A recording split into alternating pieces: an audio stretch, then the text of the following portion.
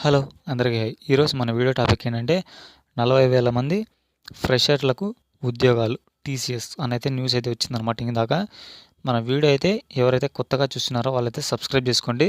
మన వీడియో ఎవరికైనా నచ్చితే లైక్ చేసుకోండి. ఇంకా వీడియోలోకి వెళ్ళిపోదాం. ఇక్కడ చూసుకుంటే 40,000 మంది ఫ్రెషర్లకు ఉద్యోగాలు టీసీఎస్ అనైతే ఇందాక న్యూస్ అయితే రిలీజ్ అయిందనమాట.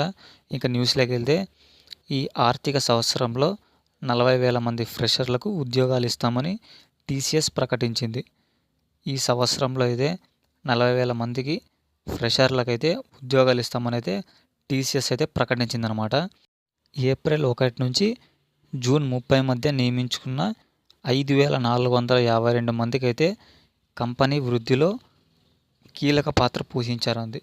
ఇక్కడ చూసుకుంటే ఏప్రిల్ 1 నుంచి జూన్ 30 మధ్య నియమించుకుంటారు కదా ఉద్యోగాలు, వాళ్ళైతే కంపెనీ వృద్ధిలో కీలక పాత్ర అయితే పోషించారంట.